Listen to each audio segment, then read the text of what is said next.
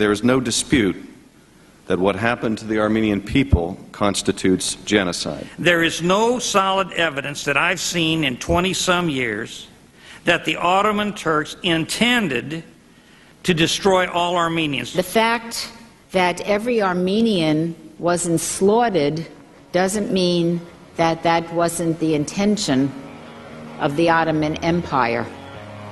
Because the fact that Hitler wasn't able to exterminate every Jew doesn't mean that wasn't his intention and that that wasn't a genocide. To bring this up year after year after year serves no useful purpose.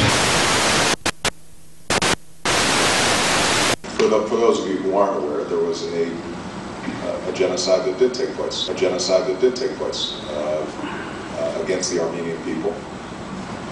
It is one of these situations where we have seen a constant denial on the part of the Turkish government and others that this occurred.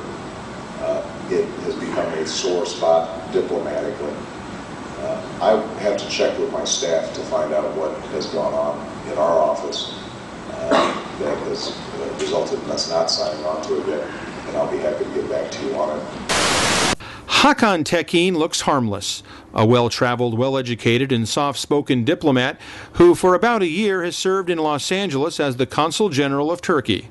His area of responsibility covers 12 Western states. At age 41, he mathematically could be the grandson of a perpetrator of the Armenian Genocide. But Tekin is not wearing a fez or wielding a saber. Instead, he's armed with rhetorical skills, a smile, and Turkish government talking points and propaganda. At the 73-minute mark of Tekin's appearance, I had a chance to ask the last question and used it to inquire about the presidential race. Does the government of Turkey have any preference between Barack Obama or John McCain? The answer seemed like a no-brainer. Not before or after Ronald Reagan has an American president used the G word. Like the genocide of the Armenians, Reagan stated in April 1981, the lessons of the Holocaust must never be forgotten. Barack Obama, on the other hand, is pledged to promote Armenian security by seeking an end to the Turkish and Azerbaijani blockades, adding that the Armenian genocide is not an allegation, a personal opinion, or a point of view, but rather a widely documented fact supported by an overwhelming body of historical evidence. The facts are undeniable. As a senator, I strongly support passage of the Armenian Genocide Resolution, and as president, I will recognize the Armenian Genocide. Who does the government support, and what would happen if Barack Obama were to actually be the first president since Reagan to say the words Armenian Genocide? Well, I mean, our government doesn't naturally have any preference or does not support. It's, of course, the American people to decide which of the candidates will be the next president of the United States. We believe that whoever is elected, he will,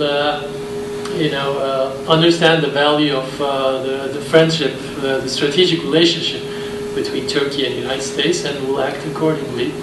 You mentioned Obama's statements about the Armenian claims, but I would just remind you that the last 3 presidents of the United States, they also had similar statements during the elections, but when they came to the power, they saw that things are not as it is being presented.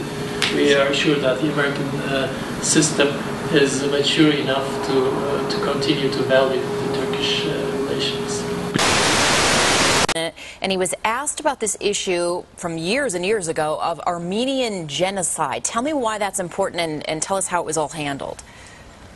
Well, during the campaign, then Senator Obama said it was a widely documented fact, the issue that the Turks killed 1.5 million Armenians from 1915 to 1923. Today, well, the president had a little different tone. What I want to do is not focus on my views right now, but focus on the views of the Turkish and the Armenian people. If they can move forward and deal with a difficult and tragic history, then I think the entire world should encourage that. Why did genocides continue to occur in the 21st century? because those committed in the 20th century got away with it. Hitler said, "Who remembers the Armenians?" It's more or less as if the Sudanese government is standing up and saying, "Who remembers the Armenians?"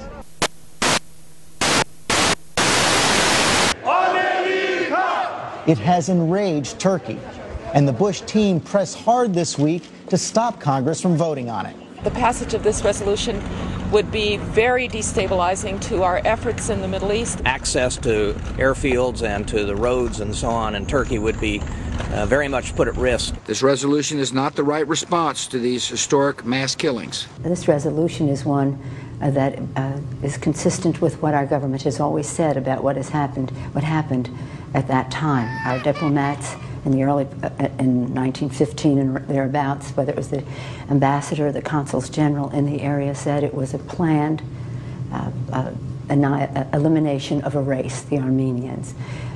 When Stalin wanted to go into Poland and people cautioned him, he said, "Does anybody remember the annihilation of the Armenians?" Ronald Reagan in 1991, when he established the commission to build a Holocaust museum, said, "We must never forget the Armenian Genocide."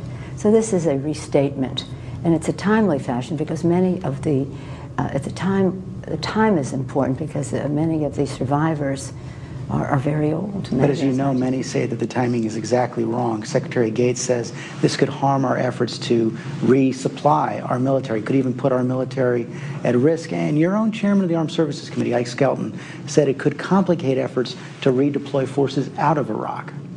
It's never been a good time. Certainly our first force protection of our troops is our first top priority when we are engaged in conflict. So that is an issue of great importance to all of us here. When I came to Congress 20 years ago, it wasn't the right time because of the Soviet Union. Then that fell, and then it wasn't the right time because of the Gulf War I, and then it wasn't the right time because of overflights of Iraq, and now it's not the right time because of Gulf War II. And again, the survivors of the Armenian Genocide are not going to be with us. I think that it's a House resolution. It is non-binding. It is a statement made by 23 other countries. We would be the 24th country to make this statement. Genocide still exists, and we saw it in Rwanda. We see it now in Darfur. So there's no question you're bringing this to a vote this year.